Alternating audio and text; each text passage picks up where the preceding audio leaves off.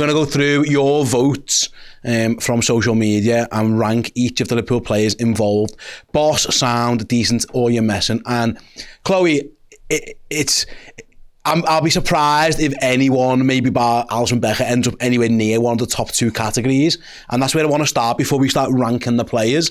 When everybody looks like they're underperforming, and you don't need to go into specifics yet, we'll do that later on, of course, but like when everyone looks under par or not quite at it, then obviously something isn't quite right here, and there's a million different reasons, but is there anything you can put your finger on why Liverpool, I say 15, 16, 17 outfield players, don't even know how many you use, 15 players in total, I suppose, or just look under par at this moment in time?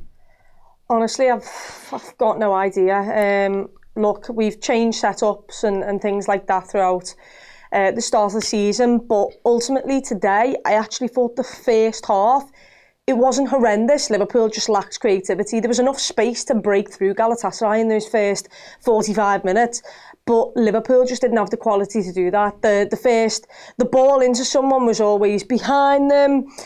We were slowing the game down a little bit too much. And ultimately, he's got to choose 11 of the squad that he's got. If Chiesa was fit, I have no doubt that he'd have had to have started in this game of football because he feels like one of the only players in form. It's really hard when it feels like the majority of your starting 11 isn't on form. And it's like a bug. It gets caught throughout the entire team. In that game, you needed someone in the first 45 minutes, or certainly at half-time, to recognise that there was actually space to break through Galatasaray and to grab the game by the scruff of the neck. But sadly, we're at the point where no one is doing that right now. There is about 7-8 players off, and it really is. It goes through the entire team, and it's even more of a struggle when 2 players who are in form then in the same game go down injured as well. So I take the point that it's got to be a wider thing with so many players being off, but at the same time, I think a lot of people piled on Slot against Palace with his absolute mad change of system that he did, and I can understand that, but I actually don't think in that first 45 minutes he set them up that bad. I think Sobber at right back, I understood why he kind of done it. I understood why he brought Curtis Jones in because McAllister's been off it. He had the balls to drop Salah when Salah's not being at it. And, you know, he brought Gakpo back in, played Florian Wirtz in the 10. These are players who should be able to either play themselves into form or just have a kick up the arse from themselves to get back in form. And it feels like too many of them off it. And the manager can only field the team. It's then on the players to try and to play their best. I could understand if it was a system problem that went wrong today, but it wasn't. It was just a bunch of lads who just weren't up to speed at all. The issue, and I was upstairs, I've done a reaction video before, and I was trying to think, like, I said the same thing, let's try and play the lads who are in form, because there's clearly lads who are miles off it.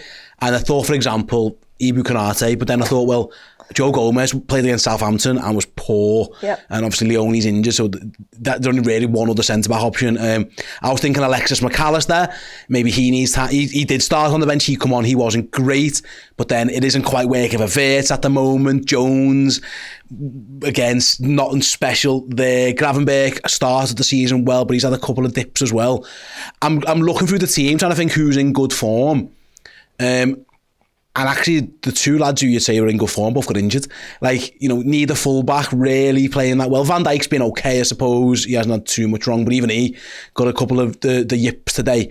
It just does feel like, and if everyone's not in form, is it because, and you know, Liverpool have made plenty of changes to the team, and I heard, you know, Virgil van Dijk mentioned again post-game that, you know, things are going to take time to settle. There's been big changes.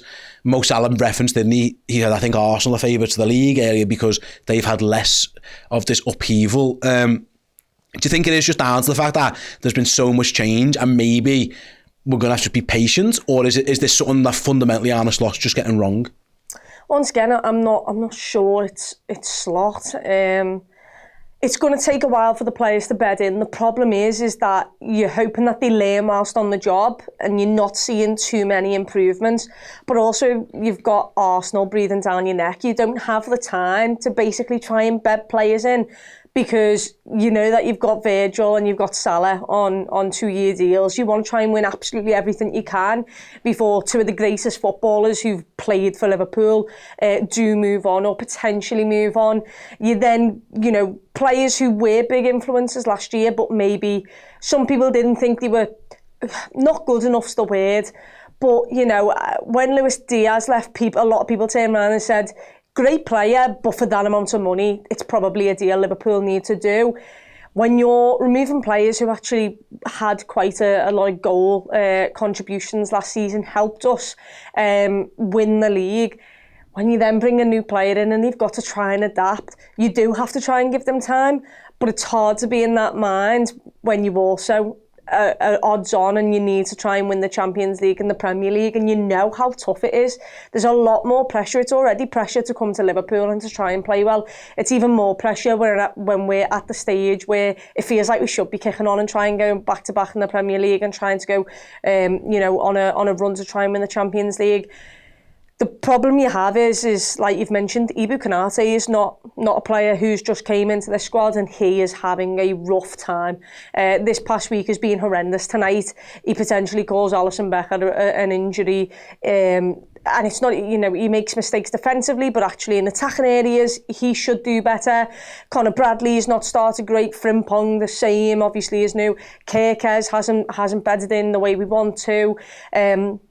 I don't think Ryan Gravenberch's been that bad, but McAllister is off it. Someone who went under the radar last season, was a consistent 8 out of 10 all season, is off it. You've got Mo Salah off it. And the problem is then, you know, when you're just waiting for one player to bed in, you'd expect the other 8 or 9 senior players to help them through that.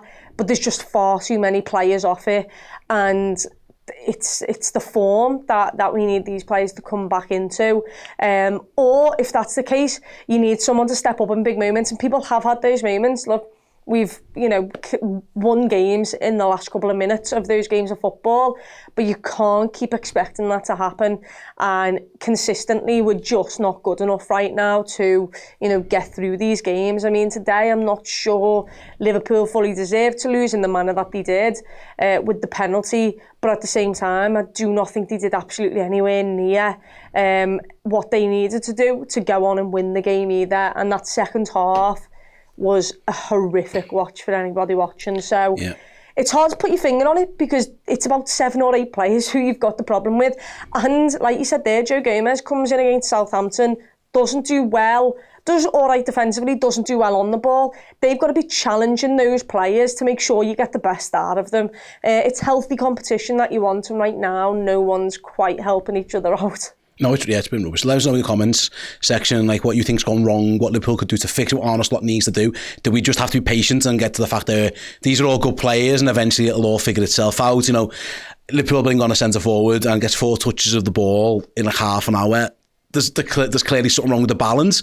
I hope that it's just time will fix this, but I must admit that it has been a pretty turgid couple of games now. 3 games really on the row. Even before that, Liverpool winning last minute, and it wasn't always perfect. So yeah, I'll be honest, I haven't got the answers, and I'm sure Arne Slot's searching for them too. If you guys have got any hints, do use the comments section below. That was a clip from the Player Ranking Show. If you'd like to check out the show in full in either video or podcast form, simply head to redmenplus.com.